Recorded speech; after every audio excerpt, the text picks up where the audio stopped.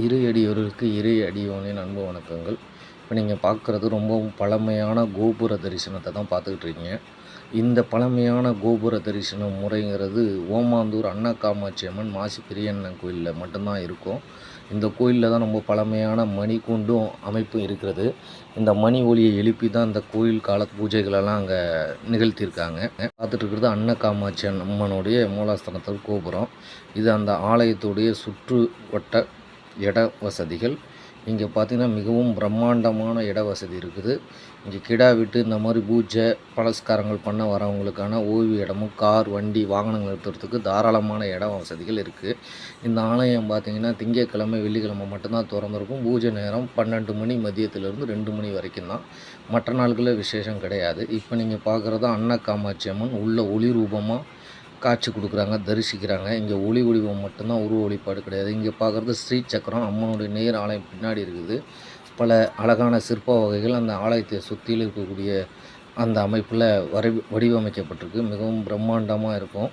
அந்த ஒவ்வொரு வடிவமும் பார்க்கவே கண்ணுக்கு ரொம்ப ஒரு பவராக தெரியும். அந்த லெவலுக்கு சித்திரங்கள் சிறப்பாக வளர்ந்துருக்காங்க. 30 முக்கோடி தேவர்களுக்கும் இருக்கக்கூடிய ஒரே ஒரு ஆலய அமைப்பு இந்த இடத்துல மட்டும்தான் இருக்குது.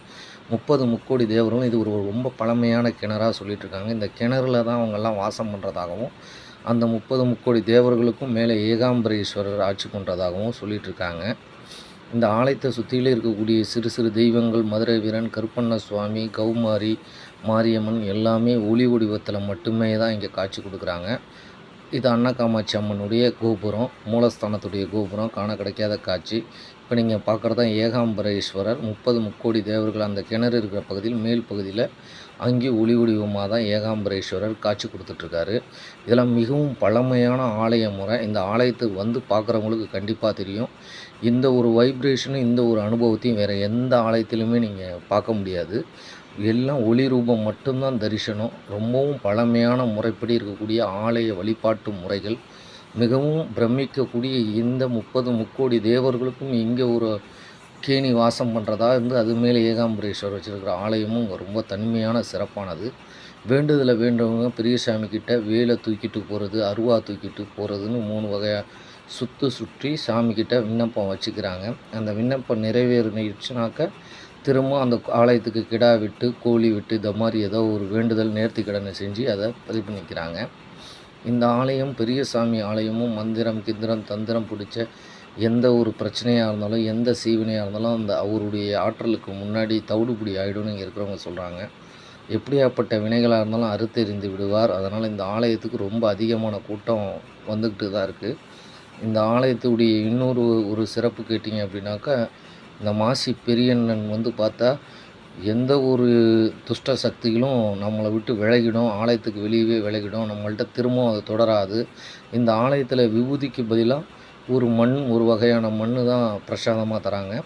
அந்த மண் ரொம்ப ஆற்றல் வாய்ந்ததாக இருக்குது. இப்போ நீங்கள் பார்த்தது தான் மாசி பெரியண்ணனுடைய மூலஸ்தான கோபுரம். அவர் முன்னாடி ஒரு மிகப்பெரிய சூளம் வேல் அமைப்பில் இருக்குது. வரவங்க வேண்டுதலுக்கு எலுமிச்சம்பழம் மாலை, பெரிய வகையான மாலைன்னு கொண்டு வந்து சுவாமிக்கு நேர்த்தி கடனாக செஞ்சிட்ருக்காங்க. மற்றபடி இந்த ஆலயத்தை பார்க்குறதே மிகப்பெரிய ஒரு வரம், ஒரு மிகப்பெரிய அதிர்ஷ்டம்னே சொல்லலாம். இந்த கோயிலோட குளம் பார்த்திங்கன்னா இதான் ஓம குளம். இந்த குளம் ஓமம் வாசம் அடிக்கும், அதனால் இது ஓம குளங்கிறாங்க. இது நடு மத்தியில் கீழே ஒரு திரிசூலம் அமைஞ்சிருக்கிறதா சொல்கிறாங்க. இப்போ தான் மழை பெஞ்சதுனால தண்ணி அதிகமாக இருக்குது. கோயில் ரொம்ப பெரிய கோயில்னே சொல்லலாம். இங்கே பஸ்ஸு வசதி இருக்குது. துறையூர்லேருந்தும் வரலாம், திருச்சியிலேருந்தும் வரலாம். ஒரு தடவையாவது இந்த ஆலயத்தை வந்து வழிபட்டிங்கன்னா இங்கே இருக்கிற வைப்ரேஷனை கண்டிப்பாக உணர்வீங்க.